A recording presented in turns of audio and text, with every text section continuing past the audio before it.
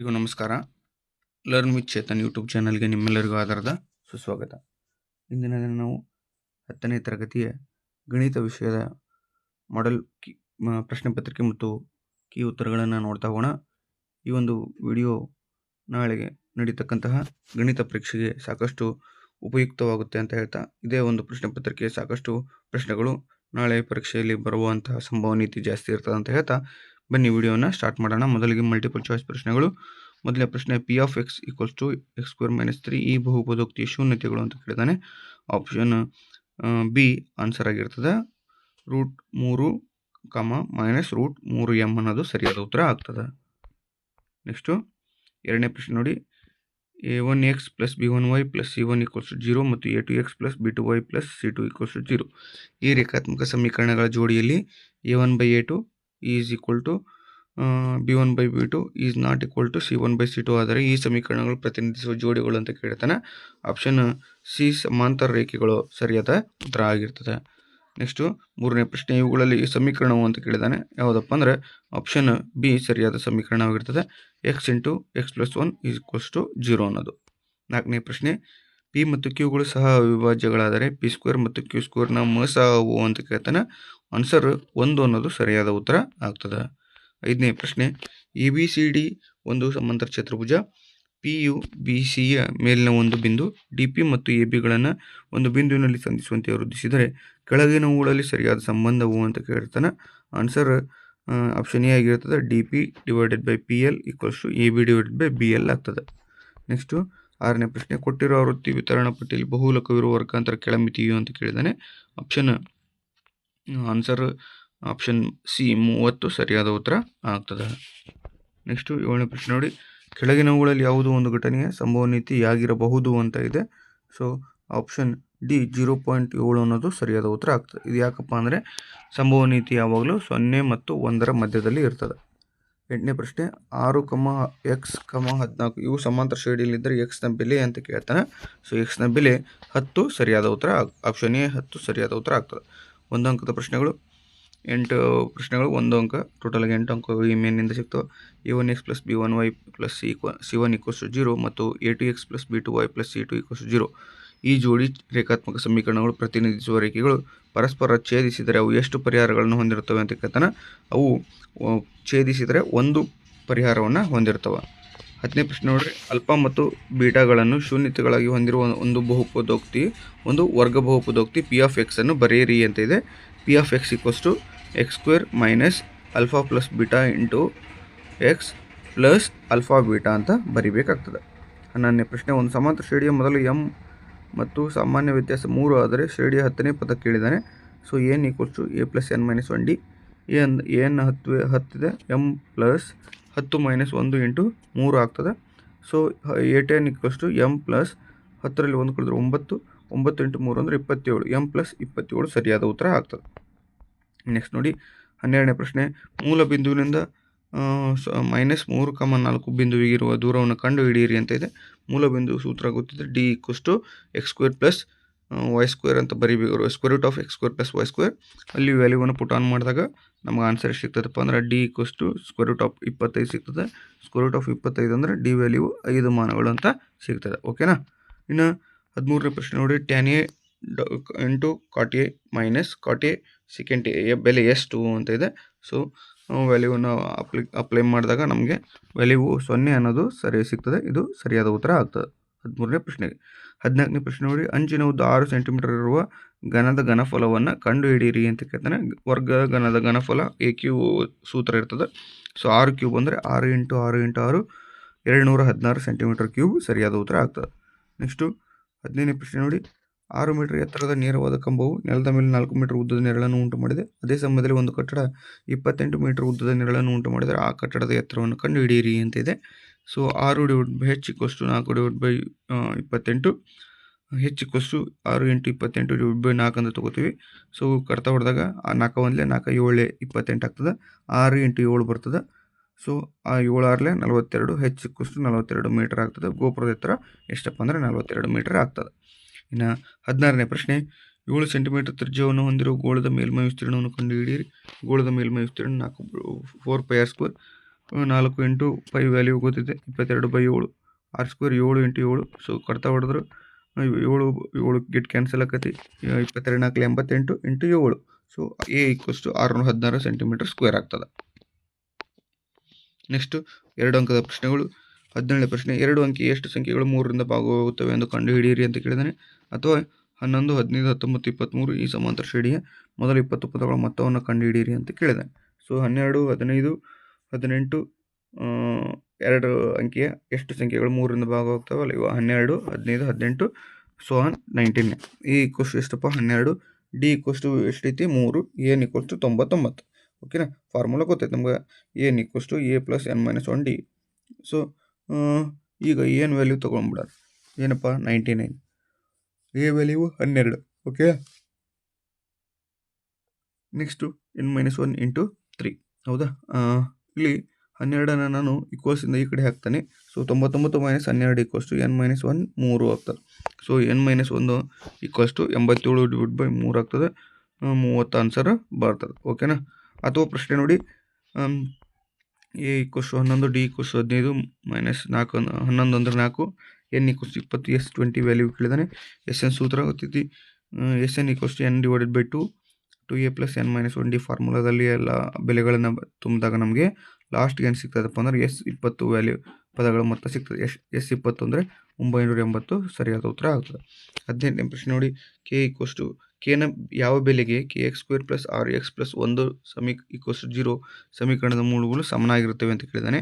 ಇದಕ್ಕೆ ಅಥವಾ ಪ್ರಶ್ನೆ ಕೇಳಿದ ನೋಡಿ, x² - 3x - 10 = 0 ವರ್ಗ ಸಮೀಕರಣದ ಮೂಲಗಳನ್ನು ಕಂಡುಹಿಡಿಯಿರಿ ಅಂತ ಇದೆ. kx² + rx + 1 = 0. A = k ಆಗ್ತದೆ, B = 6, C = 1, b² - 4ac = 0. B ಅಂದರೆ 6² ಇದೆ -4k × 1 = 0. ಓಕೆನಾ. ಸೊ ನೆಕ್ಸ್ಟು 36 - 4a ಆಗ್ತದೆ. ಸೊ 4a ಕಡೆ A ಇಲ್ಲೇ ಇರಲಿ, 36ನ ಈ ಕಡೆ ಹಾಕಿದಾಗ 4k = 36 ಆಗ್ತದೆ. ಸೊ k ಮತ್ತು 4 ನಡುವೆ ಮಲ್ಟಿಪ್ಲಿಕೇಶನ್ ಚಿಹ್ನೆ ಇದೆ. ಸೊ ಹಾಗಾಗಿ ಈಕ್ವಲ್ಸಿಂದ ಈ ಕಡೆ ಹೋದ್ರೆ ಡಿವೈಡೆಡ್ ಆಗ್ತದೆ. 4 1 4 9 ಆಗ್ತದೆ. k ವ್ಯಾಲ್ಯೂ 9 ಸಿಗ್ತದೆ ನಮ್ಗೆ. ಇನ್ನು ಅಥವಾ ಪ್ರಶ್ನೆ, x² - 3x - 10 ಇದನ್ನು ಸಿಂಪ್ಲಿಫಿಕೇಶನ್ ಮಾಡ್ತಾ ಹೋಗೋಣ. ಅಪವರ್ತನ ಕ್ರಿಯೆಯಿಂದ x² - 5x + 2x - 10 = 0. ಇಲ್ಲಿ common ತೆಗೆಯೋಣ. x × x - 5 + 2 × x - 5 = 0. x - 5 + x + 2 ಎರಡು ವ್ಯಾಲ್ಯೂ ಸಿಕ್ತು. x - 5 = 0, x + 2 = 0. ಸೊ ಆದಾಗ x = 5, x = -2 ಅಪವರ್ತನಗಳು ಸಿಗ್ತಾವೆ ನಮಗೆ. 19ನೇ ಪ್ರಶ್ನೆ ನೋಡಿ, 5 - √2 ಒಂದು ಅಭಾಗಲಬ್ಧ ಸಂಖ್ಯೆ ಎಂದು ಸಾಧಿಸಿ ಅಂತ ಇದೆ. ಸೊ ಸಾಕಷ್ಟು ಬಾರಿ ರಿಪೀಟೆಡ್ ಆದಂಥ ಪ್ರಶ್ನೆ ಇದು. 5 - √2 ಒಂದು ಭಾಗಲಬ್ಧ ಸಂಖ್ಯೆ ಎಂದು ಊಹಿಸೋಣ. ಆಗ 5 - √2 = a/b ಆಗುವಂತೆ a ಮತ್ತು bಗಳು b ≠ 0 ಸಹವಿಭಾಜ್ಯಗಳಾಗಿವೆ. ಮರುಜೋಡಿಸಿದಾಗ √2 = 5 - a/b. √2 = 5b - a/b ಆಗ್ತದೆ. a ಮತ್ತು bಗಳು ಪೂರ್ಣಾಂಕಗಳಾಗಿರೋದ್ರಿಂದ 5b - a/b ಯು ಭಾಗಲಬ್ಧ ಸಂಖ್ಯೆಯಾಗಿದೆ. ಹಾಗೆಯೇ ಕೂಡ √2 ಕೂಡ ಭಾಗಲಬ್ಧ ಸಂಖ್ಯೆಯಾಗಿದೆ. ಆದರೆ √2 ಒಂದು ಭಾಗಲಬ್ಧ ಸಂಖ್ಯೆ ಎಂಬ ಸಂಗತಿಯು ಸತ್ಯ ಸಂಗತಿಗೆ ವಿರುದ್ಧವಾಗಿದೆ. 5 - √2 ಒಂದು ಭಾಗಲಬ್ಧ ಸಂಖ್ಯೆ ಎಂಬ ಊಹೆ ತಪ್ಪು. ಹಾಗಾಗಿ 5 - √2 ಒಂದು ಅಭಾಗಲಬ್ಧ ಸಂಖ್ಯೆಯಾಗಿದೆ ಅಂತ ಬರೆದ್ರೆ ನಿಮಗೆ 2 ಅಂಕಗಳು ಸುಲಭವಾಗಿ ದೊರೆಯುತ್ತದೆ. 20ನೇ ಪ್ರಶ್ನೆ ನೋಡ್ರಿ, ಕೊಟ್ಟಿರುವ ರೇಖಾತ್ಮಕ ಸಮೀಕರಣಗಳ ಜೋಡಿಗಳನ್ನ ಬಿಡಿಸಿ ಅಂತ ಕೇಳಿದಾನೆ. 3x - y = 15, 2x - y = 5. So 3x - y = 15 correct execution 1, 2x - y = 5 correct execution number 2. So y get cancel ಆಗ್ತದೆ. 3x - 2x ಅಂದ್ರೆ 1x ಉಳಿತದೆ. x = 15 5 ಕಳೆದ್ರೆ 10, x ವ್ಯಾಲ್ಯೂ 10 ಸಿಕ್ತು. ಇದನ್ನು ಸಮೀಕರಣ 1ರಲ್ಲಿ ಅಥವಾ 2ರಲ್ಲಿ ಹಾಕಿದಾಗ so 2x - y = 10, x value 10 ಇದೆ, -y = 5, 2 10 20 -y ಅಂದರೆ -y = 5 ಆಗ್ತದೆ. ಸೊ 20ನ್ನು ಈ ಕಡೆ ಹಾಕಿದಾಗ ಈಕ್ವಲ್ಸಿಂದ y = 20 - 5 = y ವ್ಯಾಲ್ಯೂ 15 ಸಿಗ್ತದೆ. x value 10, y value 15.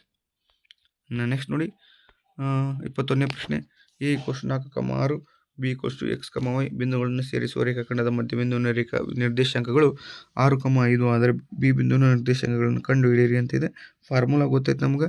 P(x y) = x1 + x2/2 y1/2 y1 plus y2 ಅಂತ ಫಾರ್ಮುಲಾ ಇದೆ. ಈ ಫಾರ್ಮುಲಾದಲ್ಲಿ ಎಲ್ಲ ಬೆಲೆಗಳನ್ನು ತುಂಬಿದಾಗ ನಮಗೆ ಲಾಸ್ಟ್ ವ್ಯಾಲ್ಯೂ ಎಷ್ಟು ಸಿಗ್ತದಪ್ಪ ಅಂದರೆ xy = 8,4 ಸಿಗ್ತದೆ. ನೆಕ್ಸ್ಟು 22ನೇ ಪ್ರಶ್ನೆ ನೋಡಿ. ಎರಡು ಸಂಖ್ಯೆಗಳು ಗುಣಲಬ್ಧ 2366 ಮತ್ತು ಅವುಗಳ ಮೊಸ 13 ಆದರೆ ಅವುಗಳ ಲಸ ಕಂಡುಹಿಡಿಯಿರಿ. ಒಂದು ಸಂಖ್ಯೆ 91 ಆದರೆ ಇನ್ನೊಂದು ಸಂಖ್ಯೆಯನ್ನು ಕಂಡುಹಿಡಿಯಿ ಅಂತ ಇದೆ. ಸೊ ಫಾರ್ಮುಲಾ ಇದೆ H × L = A × B.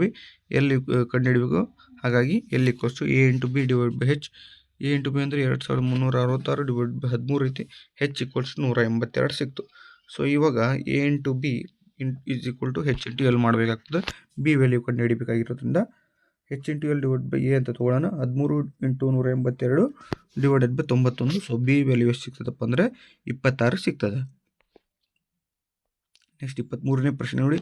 ಕೊಟ್ಟಿರುವ ಚಿತ್ರದಲ್ಲಿ ವಿಕರ್ಣದ ಅಳತೆಯು ಆಲ್ಫಾ ಕೋನದ ಅಭಿಮುಖ ಬಹುವಿನ 2ರಷ್ಟಿದ್ದರೆ ಕಾಸ್ ಆಲ್ಫಾದ ಬೆಲೆಯನ್ನು ಕಂಡುಹಿಡಿಯಿರಿ ಅಂತ ಇದೆ. AC = 2BC ಆಗ್ತದೆ. So sin α = BC/AC. BC / 2BC = 1/2. sin α = 1/2 ಆಗ್ತದೆ. ಆಲ್ಫಾ ವ್ಯಾಲ್ಯೂ 30 ಡಿಗ್ರಿ ಆಗ್ತದೆ. So cos alpha nothing but cos 30 degree. Cos 30 value √3/2 ಸರಿಯಾದ ಉತ್ತರ ಆಗ್ತದೆ. ನೆಕ್ಸ್ಟು 24ನೇ ಪ್ರಶ್ನೆ. ಚಿತ್ರದಲ್ಲಿ O ಕೇಂದ್ರವುಳ್ಳ ವೃತ್ತದಲ್ಲಿ ABಯು ವ್ಯಾಸವಾಗಿದೆ ಮತ್ತು APಯು A ಬಿಂದುವಿನಲ್ಲಿ ಎಳೆದ ಸ್ಪರ್ಶಕವಾಗಿದೆ. ಕೋನ OCB = 25 ಡಿಗ್ರಿ ಆದರೆ ಕೋನ APB ಯನ್ನು ಕಂಡುಹಿಡಿಯಿರಿ ಅಂತ ಇದೆ. ಆನ್ಸರ್ ಇಲ್ಲಿ ತ್ರಿಭುಜದ ಮೇಲೆ ಚಾಪ್ಟರ್ ಕ್ವಶನ್ ಇದು. ನೋಡ್ತಾ ಹೋಗಿ ಆನ್ಸರ್ನ ವಿಡಿಯೋನ ಪಾಸ್ ಮಾಡ್ಕೊಂಡು ಆನ್ಸರ್ನ ಬರ್ಕೊಳ್ಳಿ ಅಂತ ಹೇಳ್ತಾ ಮುಂದಿನ ಪ್ರಶ್ನೆಗೆ ಹೋಗೋಣ. 25ನೇ ಪ್ರಶ್ನೆ. ಆಲ್ಫಾ ಮತ್ತು ಬೀಟಾಗಳು P of x = x² + 3x + 2 ಈ ಬಹುಪದೋಕ್ತಿಯ ಎರಡು ಶೂನ್ಯತೆಗಳಾದರೆ alpha cube beta plus alpha beta cube ಬೆಲೆಯನ್ನು ಕಂಡುಹಿಡಿಯಿರಿ ಅಂತ ಇದೆ. ಸೊ ಬಹುಪದೋಕ್ತಿಗಳ ಮೇಲಿನ ಲೆಕ್ಕ ಇದು ಈಸಿಯಾಗಿದೆ. ಆನ್ಸರ್ ಇದೆ ನೋಡಿ ಇಲ್ಲಿ. ಓಕೆನಾ, ನೀಟಾಗಿ ಬಿಡಿಸಲಾಗಿದೆ. ಇದನ್ನು ಇಂಪಾರ್ಟೆಂಟ್ ಪ್ರಶ್ನೆ ಇದು. ಸೊ ಸಾಕಷ್ಟು ಬಾರಿ ರಿಪೀಟೆಡ್ ಆಗಿದೆ. ವಿಡಿಯೋನ ಪಾಸ್ ಮಾಡ್ಕೊಂಡು ಆನ್ಸರ್ ನೋಡ್ಕೊಳ್ಳಿ. ಹಾಗೆ 26ನೇ ಪ್ರಶ್ನೆಯನ್ನು ಕೂಡ ಕೊಟ್ಟಿದ್ದಾನೆ ನೋಡಿ ಇಲ್ಲಿ. ಈ AB ಮತ್ತು CD ಎರಡು ರೇಖಾಖಂಡಗಳು O ಬಿಂದುವಿನಲ್ಲಿ ಛೇದಿಸುತ್ತವೆ. AC ಸಮಾಂತರ DB ಆಗುವಂತೆ AC ಮತ್ತು DBಗಳನ್ನು ಸೇರಿಸಿದೆ. AO / AC = BO / BD ಎಂದು ಸಾಧಿಸಿ ಅಂತ ಪ್ರಮೇಯ ಕೊಟ್ಟಿದ್ದಾನೆ. ಇದನ್ನು ನೀವು 3 ಅಂಕಕ್ಕೆ 2 ಅಂಕದ ಪ್ರಶ್ನೆ ಇದು. ಈಸಿಯಾಗಿದೆ, ರೂಢಿಯಾಗಿರ್ತೀರಿ, ಬಿಡಿಸಿರಿ. ಓಕೆನಾ, ಆನ್ಸರ್ ಇದೆ ಇಲ್ಲಿ ಈ ಒಂದು ಚಿತ್ರದಲ್ಲಿ ಇರೋದು. ಓಕೆ, ಇನ್ನು ನೆಕ್ಸ್ಟ್ ನೋಡ್ತಾ ಹೋಗೋಣ. 27ನೇ ಪ್ರಶ್ನೆ. ವೃತ್ತದ ಮೇಲಿನ ಯಾವುದೇ ಬಿಂದುವಿನಲ್ಲಿ ಎಳೆದ ಸ್ಪರ್ಶಕವು ಸ್ಪರ್ಶ ಬಿಂದುವಿನಲ್ಲಿ ಎಳೆದ ತ್ರಿಜ್ಯಕ್ಕೆ ಲಂಬವಾಗಿರುತ್ತದೆ ಅನ್ನೋ 3 ಮಾರ್ಕ್ಸಿನ ಪ್ರಶ್ನೆ ಇದು. ಸೊ ಆಗಲೇ ಇದು 2 ಮಾರ್ಕ್ಸ್ ಅಂದ್ಬಿಟ್ಟೆ, ಕ್ಷಮೆ ಇರಲಿ. 3 ಅಂಕದ ಪ್ರಶ್ನೆ ಇದೆ ನೋಡಿದೆ ಇಲ್ಲಿ. ಹೌದಾ, ಇದು ಸಾಕಷ್ಟು ಬಾರಿ ರಿಪೀಟೆಡ್ ಆದಂಥದ್ದು. ವೆರಿ ಇಂಪಾರ್ಟೆಂಟ್ ಇದೆ. 3 ಅಂಕದ ಫಿಕ್ಸ್ ಇರ್ತದೆ. ಓಕೆ, ದತ್ತ ಬರಿಬೇಕು. ಸಾಧನೆಯ ರಚನೆ ಬರಿಬೇಕಾಗ್ತದೆ, ಸಾಧನೆ ಬರಿಬೇಕಾಗ್ತದೆ. ಕೊನೆಗೆ ನೀವು ಏನನ್ನು ಸಾಧಿಸಬೇಕಾಗಿರ್ತದೆ ಅದನ್ನ ಬರೆದ್ರೆ 3 ಅಂಕಗಳು ಸಿಗ್ತದೆ ನಿಮ್ಗೆ. ಪ್ರತಿ ಸ್ಟೆಪ್ಗೂ ಇಲ್ಲಿ ಏನಿರ್ತದೆ, ಮಾರ್ಕ್ಸ್ ಇರ್ತದೆ. ಸೊ ಯಾರು ಕೂಡ ಮಿಸ್ ಮಾಡಬೇಡ್ರಿ. ಹೌದಾ, ತುಂಬ ಸುಲಭವಾದಂತಹ ಒಂದು ಪ್ರಶ್ನೆ ಇದು. 3 ಅಂಕ ನೀವು ಸುಲಭವಾಗಿ ಪಡಿಬಹುದು. ಇನ್ನು ತ್ರಿಕೋನಮಿತಿ ಮೇಲೆ ಒಂದು ಪ್ರಾಬ್ಲಮ್ ಕೇಳಿದ ನೋಡಿ, 3 ಅಂಕದ್ದು. sin A + cosec A² + cos A + sec A² = 7 + tan² A + cos² A ಎಂದು ಸಾಧಿಸಿ ಅಂತ ಕೇಳಿದಾನೆ. ಇನ್ನು ಮೌಲ್ಯೀಕರಿಸಿ ವ್ಯಾಲ್ಯೂ ಒಂದು ಲೆಕ್ಕ ಕೊಟ್ಟಿದ್ದ ನೋಡಿ. tan 60 / cos 60 + sec 60 / 2 sin 90 - 1 / cos² 45 ಅಂತ ಕೇಳಿದ್ದಾನೆ. ಸೊ ಇದನ್ನು ಸಿಂಪ್ಲಿಫಿಕೇಶನ್ ಮಾಡ್ತಾ ಹೋದಂಗೆ ಇದನ್ನು ವಿಡಿಯೋ ಪಾಸ್ ಮಾಡ್ಕೊಂಡು ನೀಟಾಗಿ ಲೆಕ್ಕ ಬಿಡಿಸ್ಕೊಳ್ಳಿ ನೀವು. ಓಕೆನಾ,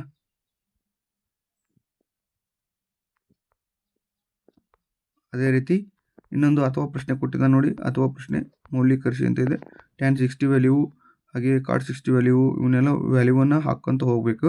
ಹಾಕೊಂಡು ಹೋಗಿದ ಮ್ಯಾಗ ಕೊನೆಗೆ ಏನು ಮಾಡಬೇಕಾಗ್ತದೆ, ಸಿಂಪ್ಲಿಫಿಕೇಶನ್ ಮಾಡಿದಾಗ ಆನ್ಸರ್ ನಮಗೆ 2 ಸಿಗ್ತದೆ. ಓಕೆ, ವಿಡಿಯೋನ ಪಾಸ್ ಮಾಡ್ಕೊಂಡು ನಿಧಾನವಾಗಿ ನೋಡ್ಕೊಳ್ಳಿ. ಅದು ತುಂಬ ಸುಲಭವಾದಂಥ ಲೆಕ್ಕ ಇದು. ಇನ್ನು 29ನೇ ಪ್ರಶ್ನೆ ನೋಡಿ. 2, -2 ಮತ್ತು -7, 4 ಬಿಂದುಗಳನ್ನು ಸೇರಿಸುವ ರೇಖಾಖಂಡದ ತ್ರೈಭಾಜಕ ಬಿಂದುಗಳ ನಿರ್ದೇಶಾಂಕಗಳನ್ನು ಕಂಡುಹಿಡಿಯಿರಿ. ಅಥವಾ ಈ A value A of 1, -1, 5, B of 2, 4 ಹಾಗೂ C of 9, -3 ಬಿಂದುಗಳು ಸರಳ ರೇಖಾಗತವಾಗಿವೆ ಎಂದು ದೂರ ಸೂತ್ರದ ಸಹಾಯದಿಂದ ಸಾಧಿಸಿ ಅಂತ ಇದೆ. ಸೊ ಇಲ್ಲಿ ಅನುಪಾತದ ಲೆಕ್ಕದಲ್ಲಿ ಇರೋದ್ರಿಂದ ಇದನ್ನು P of x, y ವ್ಯಾಲ್ಯೂನ ಫಾರ್ಮುಲಾ ತೊಗೋಬೇಕಾಗ್ತದೆ. m1 x2 + m2 x1 divided by m1 plus m2 m1y2 plus m2y1 divided by m1 plus m2 ಈ ಫಾರ್ಮುಲಾದಲ್ಲಿ ಅಪ್ಲೈ ಮಾಡಿದಾಗ ನಮ್ಗೆ ಆನ್ಸರ್ ಏನು ಸಿಗ್ತದಪ್ಪ ಅಂದ್ರೆ P of X Y equals to -1,0 ಸಿಗ್ತದೆ. ಓಕೆನಾ. ಈಗ ನೆಕ್ಸ್ಟು ಅದನ್ನು ವ್ಯಾಲ್ಯೂವನ್ನು 2,1 ಅನುಪಾತದಲ್ಲಿ ವಿಭಾಗಿಸಿದಾಗ ವ್ಯಾಲ್ಯೂ ಎಷ್ಟು ಸಿಗ್ತದಪ್ಪ ಅದೇ ಫಾರ್ಮುಲಾದಲ್ಲಿ ಹಾಕಿದಾಗ P of X Y equals to -4,2 ಸಿಕ್ತು. ಎ ಮತ್ತು ಬಿ ಯ ತ್ರೈಭಾಜಿಕ ಬಿಂದುಗಳ ನಿರ್ದೇಶಾಂಕಗಳು -1,0 ಮತ್ತು -4,2 ಸರಿಯಾದ ಉತ್ತರ ಆಗ್ತದೆ. ಇನ್ನು ಅಥವಾ ಪ್ರಶ್ನೆಗೆ ನೋಡಿ, ಎ ಬಿ ನಡುವಿನ ದೂರ A B equals to √(x2 - x1) whole plus y2 - y1 whole ನಲ್ಲಿ ಅಪ್ಲೈ ಮಾಡಿದಾಗ √(1² ಪ್ಲಸ್ -1² ಬರ್ತದೆ. √(1 + 1) ಅಂದರೆ √2 ಇದು ಸರಿಯಾದ ಉತ್ತರ ಆಗ್ತದೆ. ಇನ್ನು ಬಿ ಸಿ ಮತ್ತು ಎ ಬಿ ನಡುವಿನ ದೂರ ಬಿ ಸಿ ಈಕ್ವಸ್ ಟು ಇದೇ ಫಾರ್ಮುಲಾದಲ್ಲಿ ಹಾಕಬೇಕು ದೂರದ ಸೂತ್ರದ √(x2 - x1) whole plus y2 - y1 whole ಫಾರ್ಮುಲಾದಲ್ಲಿ ಅಪ್ಲೈ ಮಾಡಿದಾಗ ಬಿ ಸಿ ಈಕ್ವಸ್ ಟು 7√2 ಸಿಕ್ತು. ಎ ಸಿ ಮತ್ತು ಎ ಸಿ ಎ ಬಿ ನಡುವಿನ ದೂರ ಎ ಸಿ ಅದನ್ನು ಕಂಡುಹಿಡಿಬೇಕು ಮತ್ತು ತ್ರೈಭಾಜಕ ಅಂತ ಕೇಳಿದಾನಲ್ಲ, ಹಾಗಾಗಿ 8√2 ಸಿಕ್ತು. ಸೊ 2 + 7√2 ಈಕ್ವಸ್ ಟು 8√2 ಬಿಂದುಗಳು ಸರಳ ರೇಖಾಗತವಾಗಿವೆ ಅಂತ ಆನ್ಸರ್ ನಮಗೆ ಕೊನೆಯಲ್ಲಿ ಸಿಗ್ತದೆ. ಓಕೆನಾ. 3 ಅಂಕ ಸುಲಭವಾಗಿ ಪಡೆಯಬಹುದು. ಇನ್ನು 30ನೇ ಪ್ರಶ್ನೆ ನೋಡಿ, ಲೋಹದ ತಂತಿಯ ಅಂಚುಗಳ ನಡುವೆ ಬಟ್ಟೆಯನ್ನು ಇಟ್ಟು ತಯಾರಿಸಲಾದ ಕೈ ಬೀಸಣಿಗೆ ಈ ಚಿತ್ರದಲ್ಲಿ ತೋರಿಸಿದಂತೆ ವೃತ್ತ ತ್ರಿಜ್ಯಾಂತರ ಖಂಡದ ಆಕಾರದಲ್ಲಿದ್ದು ಅದರ ತ್ರಿಜ್ಯವು 21 ಸೆಂಟಿಮೀಟರ್ ಮತ್ತು ಕೋನ 120 ಡಿಗ್ರಿ ಆಗಿದೆ. ಬೀಸಣಿಗೆ ಉಪಯೋಗಿಸಿದ ಬಟ್ಟೆಯ ವಿಸ್ತೀರ್ಣ ಮತ್ತು ತಂತಿ ಉದ್ದವನ್ನು ಕಂಡುಹಿಡಿಯಿರಿ ಅಂತ ಇದೆ. ಸೊ ಅಥವಾ ಪ್ರಶ್ನೆಯನ್ನು ಕೊಟ್ಟಿದ್ದಾನೆ ಇಲ್ಲಿ ಈ ವೃತ್ತದ ಮೇಲೆ ಇರತಕ್ಕಂಥದ್ದು ಒಂದು ಲೆಕ್ಕನ. ಸೊ ಆನ್ಸರ್ ನೋಡ್ತಾ ಹೋಗೋಣ. ಉಪಯೋಗಿಸಿದ ಬಟ್ಟೆಯ ಸೂತ್ರ θ/360 × πr². ಥೀಟಾ ವ್ಯಾಲ್ಯೂ 120 ಕೊಟ್ಟಿದ್ದಾನೆ. 120 / 360 × 22/7. r² ಅಂದರೆ 21 × 21. ಓಕೆ. ಸೊ ಇಲ್ಲಿ ಮಲ್ಟಿಪ್ಲಿಕೇಶನ್ ಮಾಡಿದಾಗ ಕಡ್ತಾ ಹೊಡೆದಾಗ 22 × 21 ಉಳಿತದೆ ಕೊನೆಯದಾಗಿ. ಸೊ ನೆಕ್ಸ್ಟ್ ನೋಡಿ, ಇಲ್ಲಿ ಬೀಸಣಿಗೆ ಬೇಕಾದ ಬಟ್ಟೆಯ ವಿಸ್ತೀರ್ಣ 462 ಸೆಂಟಿಮೀಟರ್² ಆಗ್ತದೆ. ಅಂದರೆ 22 × 21 ಮಲ್ಟಿಪ್ಲಿಕೇಶನ್ ಮಾಡಿದಾಗ 462 ಸಿಗ್ತದೆ ನಮ್ಗೆ. ಓಕೆನಾ. ಇಲ್ಲಿ 120 ಮತ್ತು 360 ಇದಲ್ಲ. ಸೊ ಅದನ್ನು ಯಾವ ರೀತಿ ಮಾಡ್ತೀರಿ ಅಂದರೆ 0 ಇಟ್ ಕ್ಯಾನ್ಸಲ್ ಆಗ್ತದೆ. 12 1 12 3. ಓಕೆ. 3 1 ನೆಕ್ಸ್ಟು 3 7. ಓಕೆ. ಇಲ್ಲಿ 7 ಮತ್ತು 7 ಉಳಿತು. 7 1 7 1 ಕ್ಯಾನ್ಸಲ್ ಆಗಿ 22 × 21 ಉಳಿತು. ಹಾಗಾಗಿ ಇನ್ನು ತ್ರಿಜ್ಯಾಂತರ ಖಂಡದ ಕಂಸದ ಉದ್ದ +2 ತ್ರಿಜ್ಯ ಸಿಗ್ತದೆ ನಮಗೆ. ಈ ವ್ಯಾಲ್ಯೂನ ಅಪ್ಲೈ ಮಾಡಿದಾಗ θ/360 × 2πr + 2r ಅಂತ ಅದನ್ನು ಅಪ್ಲೈ ಮಾಡಿದಾಗ 44 + 42 ಸಿಗ್ತದೆ. ಬೀಸಣಿಗೆ ಬೇಕಾದ ಲೋಹದ ತಂತಿ ಉದ್ದ 86 ಸೆಂಟಿಮೀಟರ್ ಆಗ್ತದೆ. ಇನ್ನು ಅಥವಾ ಪ್ರಶ್ನೆ ನೋಡಿ, ವೃತ್ತದ ವಿಸ್ತೀರ್ಣ 1:5 ಸಿಗ್ತದೆ. ಇಲ್ಲಿ ಫಾರ್ಮುಲಾ ಐತೆ ನಮಗೆ θ/360 ಡಿಗ್ರಿ πr² / πr² ಅಂತ ತಗೊಂತೀವಿ. ಸೊ 1/5 ವ್ಯಾಲ್ಯೂ ಸಿಗ್ತದೆ. θ = 360 / 5 ಅಂತ ತಗೊಂಡಾಗ 5 1 5 72 ಅಂತ ಈ ರೀತಿಯಾಗಿ ಸಿಗ್ತದೆ. ಸೊ ಹಾಗಾಗಿ ನೆಕ್ಸ್ಟು ವೃತ್ತ ಕಂಸದ ಉದ್ದ θ/360 × 2πr 72 / 360 × 2 × 22/7 7 ಗಿಟ್ ಕ್ಯಾನ್ಸಲ್ ಆಗ್ತದೆ. 22 44. ಸೊ 1/5 × 44 ಆದಾಗ ಸೊ 44/5 ಸೆಂಟಿಮೀಟರ್ ಆಗ್ತದೆ. ಇನ್ನು 31ನೇ ಪ್ರಶ್ನೆ ನೋಡಿ, ಕುಂದಿಲ್ಲದ. ಓಕೆ. ಕುಂದಿಲ್ಲ ಅಂದ್ರೆ ಗೂಡು ಬೀಳಿಲ್ದಂಗೆ ಅಂತ. ಸೊ ಕುಂದಿಲ್ಲದ 3 ನಾಣ್ಯಗಳನ್ನು ಏಕಕಾಲದಲ್ಲಿ ಚಿಮ್ಮಿದಾಗ ಕನಿಷ್ಠ 2 ಶಿರುಗಳನ್ನು ಪಡೆಯುವ ಮತ್ತು ಗರಿಷ್ಠ 2 ಪುಚ್ಚಗಳನ್ನು ಪಡೆಯುವ ಸಂಭವನೀಯತೆಯನ್ನು ಬರೆಯಿರಿ ಅಂತ ಕೇಳಿದ್ದಾನೆ. ಸೊ 3 ನಾಣ್ಯವನ್ನು ಚಿಮ್ಮಿದರೆ ನಮಗೆ ಒಟ್ಟು 8 ಫಲಿತಗಳು ಸಿಗ್ತವೆ. ಸೊ ಇಲ್ಲಿದೆ ನೋಡಿ, ಈ ರೀತಿ 8 ಫಲಿತಗಳು ಕುಂದಿಲ್ಲದ ಅಂತ ಕೇಳಿದ್ದಾನೆ. ಸೊ 2 ಹೆಡ್ ಇರೋವು 4 ಸಿಗ್ತದೆ. So P of A = n of A / n of S 4/8 ಅಂದರೆ 1/2 ಆಗ್ತದೆ. ಹಾಗೆ 2 ನೆಕ್ಸ್ಟು 3ನೇ ಪ್ರಶ್ನೆ ನೋಡ್ರಿ, P of A = n of B = n of B / n of S = 7/8. ಓಕೆನಾ. ಇನ್ನು 32ನೇ ಪ್ರಶ್ನೆ ನೋಡಿ, ಎ ಖಗೋಳಯಾನಿಯ ಬಾಹ್ಯಾಕಾಶೀಯ ನಡಿಗೆಯ ಅವಧಿಯು ಬಿ ಖಗೋಳಯಾನಿಯ ಬಾಹ್ಯಾಕಾಶ ನಡಿಗೆಯ ಅವಧಿಗಿಂತ 6 ಗಂಟೆ ಹೆಚ್ಚಾಗಿದೆ. ಅವರಿಬ್ಬರು ಇನ್ನೂ 4 ಗಂಟೆಗಳ ಕಾಲ ಹೆಚ್ಚು ಬಾಹ್ಯಾಕಾಶ ನಡಿಗೆ ಕೈಗೊಂಡರೆ ಅವರ ಬಾಹ್ಯಾಕಾಶ ನಡಿಗೆಯ ಅವಧಿಯ ಗುಣಲಬ್ಧವು 720 ಗಂಟೆಗಳಾಗುತ್ತವೆ. ಹಾಗಾದರೆ ಎ ಮತ್ತು ಬಿ ಖಗೋಳಯಾನಿಗಳ ಬಾಹ್ಯಾಕಾಶ ನಡಿಗೆಯ ಅವಧಿಗಳನ್ನು ಕಂಡುಹಿಡಿಯಿರಿ ಅಂತ ಇದೆ. ಬಿ ಖಗೋಳಯಾನಿಯ ಬಾಹ್ಯಾಕಾಶ ನಡಿಗೆಯ ಅವಧಿ x ಗಂಟೆ ಆಗಿರಲಿ, ಖಗೋಳಯಾನಿಯ ಬಾಹ್ಯಾಕಾಶ ನಡೆಯುವ ಅವಧಿ x + 6 ಗಂಟೆ ಆಗಿರಲಿ. 4 ಗಂಟೆ ಹೆಚ್ಚಿಗೆ ನಡೆದರೆ ಬಿ ಖಗೋಳಯಾನಿಯ ಬಾಹ್ಯಾಕಾಶ ನಡೆಯುವ ಅವಧಿ x + 4 ಗಂಟೆ ಆಗಿರಲಿ. ಖಗೋಳಯಾನಿಯ ಬಾಹ್ಯಾಕಾಶ ನಡೆಯುವ ಅವಧಿ x + 6 + 4 = x + 10 ಗಂಟೆಗಳಾಗಿರುತ್ತದೆ. ಇನ್ನು ಖಗೋಳಯಾನಿಯ ಬಾಹ್ಯಾಕಾಶ ನಡೆಯುವ ಅವಧಿ ಇಂಟು ಬಿ ಖಗೋಳಯಾನಿಯ ಬಾಹ್ಯಾಕಾಶ ನಡೆಯುವ ಅವಧಿ ಎಷ್ಟಪ್ಪ ಅಂದರೆ 720 ಗಂಟೆ ಐತಿ. ಸೊ ಇದನ್ನು ನೆಕ್ಸ್ಟ್ ಏನು ಮಾಡಬೇಕಪ್ಪ ಅಂದರೆ x + 4 ಇಂಟು x + 10 = 720 ಅಂತ ತಗೋತೇವೆ. ಸೊ ಇಲ್ಲಿ x² + 10x + 4x + 40 = 720 ಆಗ್ತದೆ. ಸೊ 720 ಈಕ್ವಸಿಂದ ಈ ಕಡೆ ಇರೋದ್ರಿಂದ ಈ ಕಡೆ ಈಜುಕೊಟ್ಟಿಂದ ಎಡಭಾಗಕ್ಕೆ ತಂದಾಗ x² + 10x - 4x - 680 = 0 ಆಗ್ತದೆ. ಈಗ ಏನಾಗ್ತದೆ 10x + 4x ಅಂದರೆ 14x - 680 ಸಿಗ್ತದೆ. ಇದನ್ನು ಅಪವರ್ತನ ಕ್ರಿಯೆಯಿಂದ ಮಾಡ್ತಾ ಹೋಗೋಣ. x² + 34x - 20x - 680 ಹೆಂಗೆ ತಗೋತೇವೆ ಅಂದ್ರೆ ನೋಡಿ x × x + 34 - 20 × x + 34 = 0. So x + 34 ಮತ್ತು x - 20 ಸಿಕ್ಕು.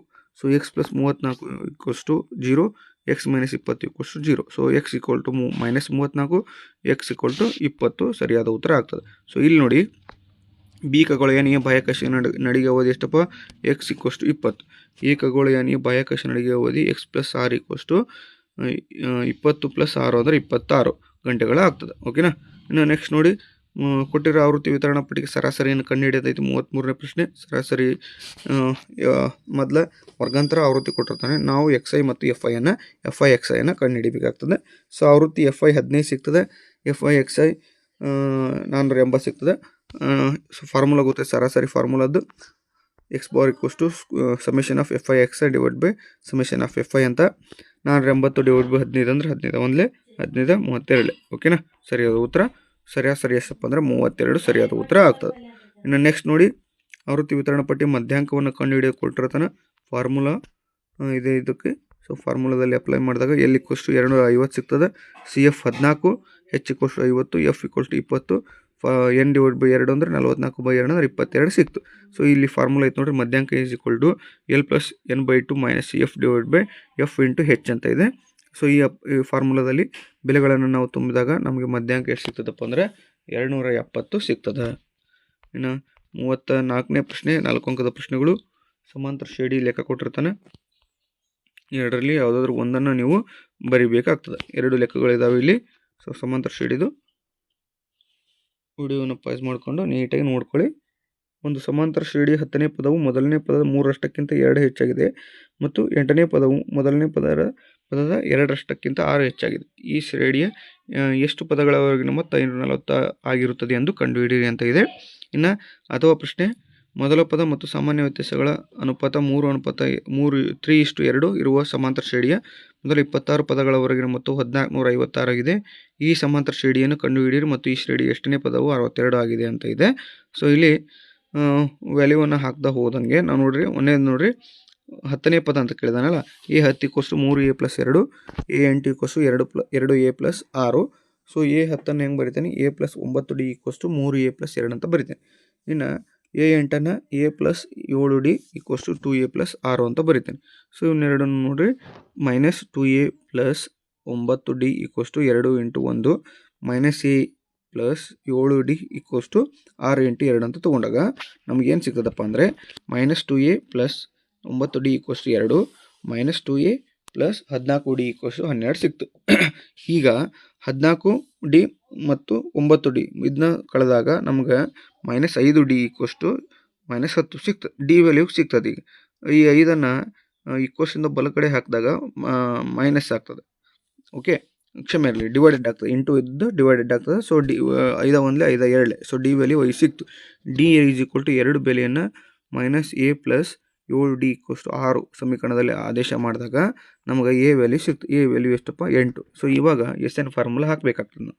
SN = n/2 2a + n - 1d ಫಾರ್ಮುಲಾದಲ್ಲಿ ಹಾಕಿದಾಗ ನಮ್ಗೆ SN = ಎಷ್ಟು ಸಿಗ್ತದಪ್ಪ ಅಂದರೆ ಇಲ್ಲಿ ನೋಡಿ, ವಿಡಿಯೋ ಪಾಸ್ ಮಾಡ್ಕೊಂಡು ನೀಟಾಗಿ ನೋಡ್ಕೊತ ಹೋಗಿ.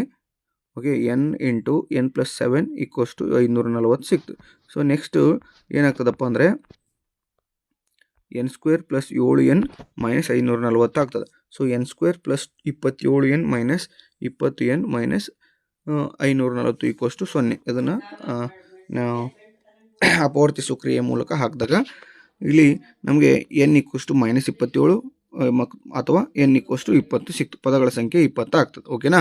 ಇನ್ನು ಎರಡನೇ ಪ್ರಶ್ನೆ ನೋಡ್ರಿ, 3:2 ಅನುಪಾತದಲ್ಲಿ ಇರ್ತಕ್ಕಂಥ ಲೆಕ್ಕ ಇದು. ಸೊ ಈಸಿಯಾಗಿದೆ, ಸಾಕಷ್ಟು ಸುಲಭವಾಗಿ 4 ಅಂಕಗಳನ್ನು ಈಸಿಯಾಗಿ ನೀವು ಏನು ಮಾಡ್ಬೋದು, ಸಮಾಂತರ ಶ್ರೇಣಿಯಲ್ಲಿ ಪಡಿಬಹುದು. ಓಕೆನಾ. ವಿಡಿಯೋವನ್ನು ಪಾಸ್ ಮಾಡ್ಕೊಂಡು ನಿಧಾನವಾಗಿ ನೋಡಿ, ಸುಲಭವಾದಂಥ ಪ್ರಶ್ನೆ ಇದು.